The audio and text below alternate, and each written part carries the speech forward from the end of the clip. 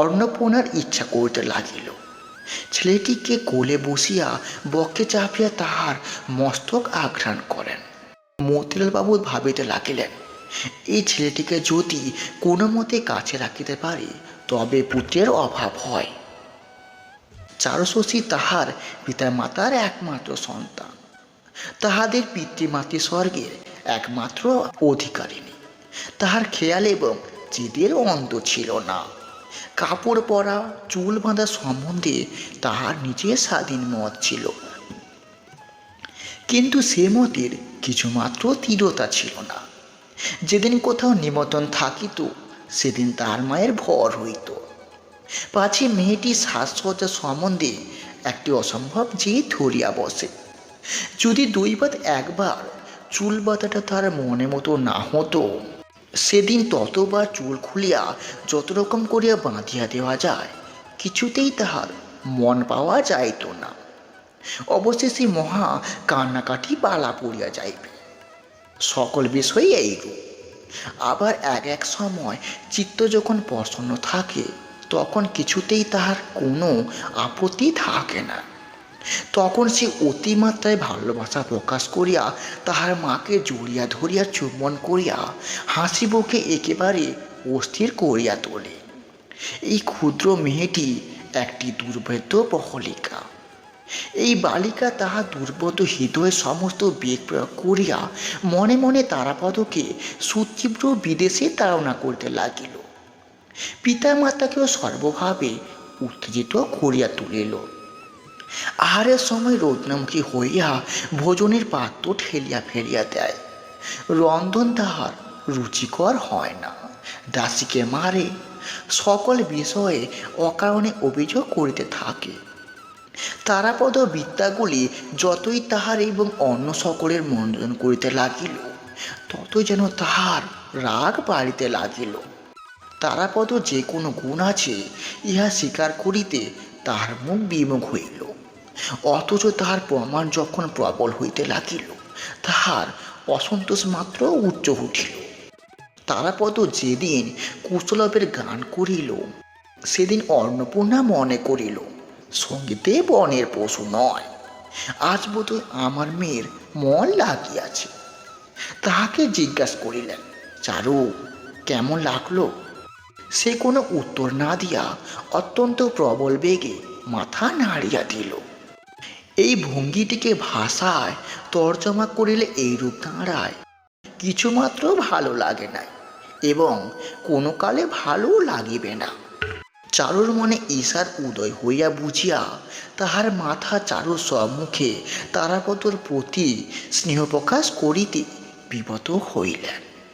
সন্ধ্যার পরে যখন সকল সকল খাইয়া চারু শয়ন করিতে তখন অন্নপূর্ণা নৌকবক্ষের ধারে নিকট বসিয়া মতিবাবু এবং তারাপদ বাইরে আসিত এবং অন্নপূর্ণার অনুরোধে তারাপদ গান আরম্ভ করিত।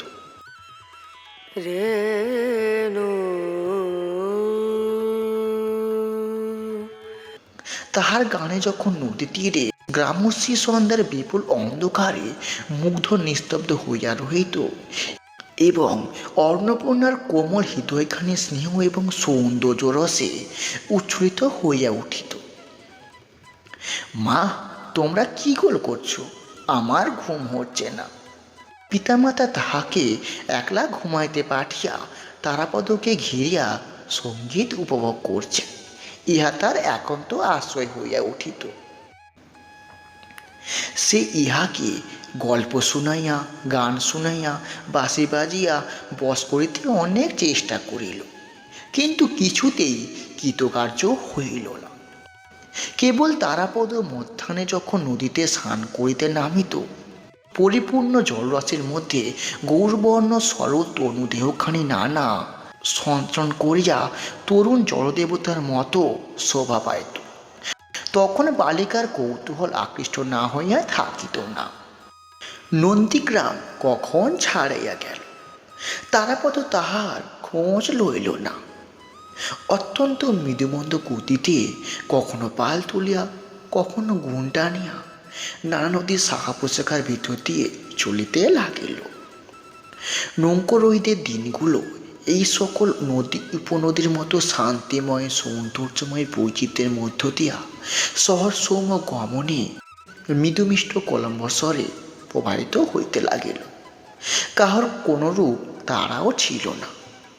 মধ্যাহ্নে স্নানাহারে অনেকক্ষণ বিলম্ব হইত। এদিকে সন্ধ্যা হইতে না হইতেই একটা বড় দেখিয়া গ্রামের ধারে ঘাটের কাছে ঝিলমিলিত বনের পার্শ্বে নৌকো পাতিত। এমন করিয়া দিন দশেকের মধ্যে নৌকো কাঁঠালিয়া পৌঁছাইল। জমিদারের আগমনে বাড়ি হইতে পালকি এবং টাট্টু ঘোড়া সমাগম হইল। বন্দুকের ফাঁকা আওয়াজে গ্রামের উৎকণ্ঠ কাক সমাজকে মুখর করিয়া তুলিল।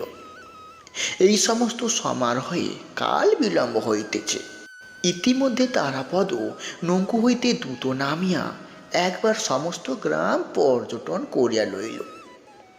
কাহাকে দাদা, কাহাকে খুড়ো, কাহাকে দিদি, কাহাকে মাসি বলিয়া 2-3 ঘণ্টার মধ্যে সমস্ত গ্রামের সহিত স্থাপিত করিয়া ফেলিল। কোথাও তার প্রকৃত কোনো বন্ধন ছিল না বলিয়া এই বালক আশ্চর্য সকলকের সহিত পরিচয় করিয়া লইত।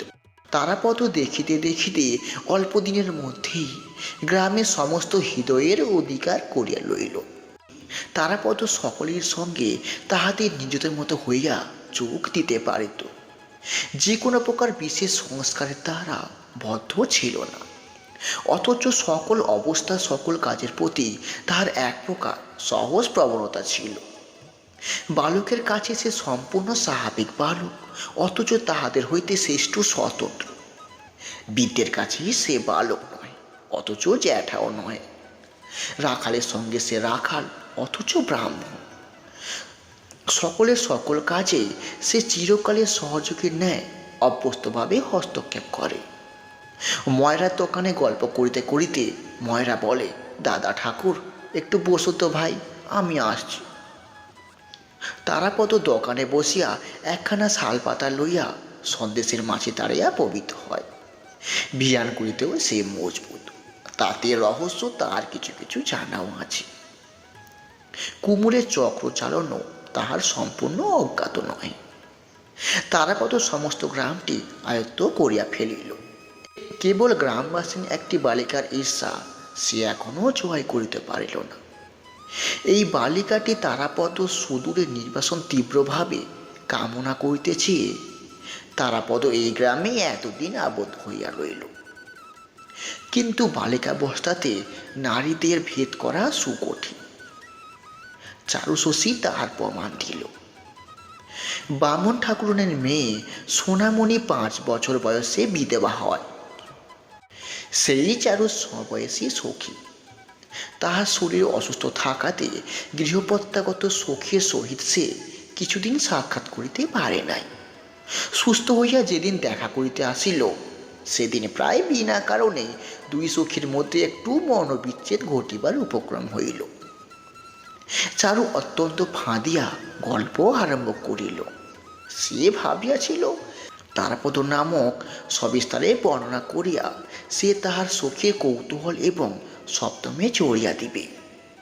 কিন্তু যখন সে শুনিল তারাপদ সোনামণির নিকট কিছুমাত্র অপরিচিত নহে, বামন ঠাকুরনকে সে মাসি বলে এবং সোনামণি তাহাকে দাদা বলিয়া থাকে, যখন শুনিল তারাপদ কেবল সে বাঁশিতে কীর্তনের সুর বাজিয়া মাতা ও কন্যার মনোরঞ্জন করিয়াছে, সোনামণির অনুরোধে তাহাকে স্বতন্ত্রে একটি বাঁশের বাঁশি বানিয়া দিয়াছে, তাহাকে কতদিন উচ্চ শাখা হইতে ফল ও কণ্টন শাখা হইতে ফুল পাড়িয়া দিয়াছে, তখন চারুর অন্তঃকরণে এবং তপ্তশীলে বাঁধিতে লাগিল। চারু জানিত তারাপদ বিশেষরূপে তাদেরই তারাপদ, অত্যন্ত গোপনে সংরক্ষণীয়। তাহার একটু আধটু অভ্যাস মাত্র পাইবে, অথচ কোনো মতে নাঙলে পাইবে না। দূর হইতে তাহার রূপে গুণে মুগ্ধ হইবে এবং চারুশশীতে ধন্যবাদ দিতে থাকিবে। এই আশ্চর্য দুর্লভ ব্রাহ্মণ বালকটি সোনামণির কাছে কেমন যেন সহজগম্য হইল। আমরা যদি এত যত্ন না করিতাম, এত যত্ন না করিয়া রাখিতাম, তাহলে সোনামণির বা তাহার দর্শন কোথা থেকে পাইত? সোনামণির দাদা শুনিয়া সর্বশরী জ্বলিয়া যায়। যে তারাপদকে চারু মনে মনে জর জর করিতে চেষ্টা করিয়াছে, তাহারে একাধিকার লইয়া এমন উদ্বেগ প্রবল কেন, বুঝিবে কাহার সাধ্য। সেই দিনই অপর একটা তুচ্ছ সূত্রে সোনামণির সহিত চারুর মর্মান্তিক আড়ি হইয়া গেল, এবং সে তারাপদর ঘরে গিয়া তাহার শখের বাঁশিটি বাহির করিয়া তাহার উপর লাফাইয়া মারাইয়া ভাঙিতে লাগিল। চারু যখন প্রচণ্ড আবেগে এই বিধ্বংস কার্যে নিযুক্ত আছে, এমন সময় তারাপদ আসিয়া ঘরে প্রবেশ করিল। সে বালিকার এই প্রলয় মূর্তি দেখিয়া আশ্চর্য হইয়া গেল, কহিল, চারু, আমার বাঁশিটা ভাঙছ কেন? চারু রক্ত নেত্রে রক্তি মুখে, বেশ করেছি, খুব করেছি বলিয়া আরো দুবার বিদর্ণ বাঁশির উপর অনাবশ্যক পদাঘাত করিতে লাগিল। তারাপদ বাঁশিটা তুলিয়া উল্টিয়া পাল্টিয়া দেখিল, তাহাতে আর পদার্থ নেই। অকারণে তাহার পুরাতন বাঁশিটার এই আকস্মিক দুর্গতি দেখিয়া সে আর হাস্য স্মরণ করিতে পারিল না। চারুশশী প্রতিদিনই তাহার পক্ষে পরম কৌতূহলের বিষয় হয়ে উঠিল। তাহার আর এক কৌতূহলের ক্ষেত্র ছিল মতিলাল বাবুদের লাইব্রেরির ইংরেজি ছবির বইগুলি। বাইরে সংসারের সহিত তাহার যথেষ্ট পরিচয় হইয়াছে, কিন্তু এই ছবি জগতে সে কিছুতেই ভালো করিয়া প্রবেশ করিতে পারে নাই। কল্পনা দ্বারা আপনার মনে অনেকটা পূরণ করিয়া লইত, কিন্তু তাহাতে মন কিছুতেই তৃপ্তি মানিত না। ছবির বাহিরের প্রতি তারাপদর এই আগ্রহ দেখিয়া একদিন মতিলাল বাবু বলিলেন, ইংরেজি শিখবে? তাহলে এ সমস্ত ছবির মানে বুঝতে পারবে। তারাপদ তৎক্ষণাৎ বলিল, আমি শিখব।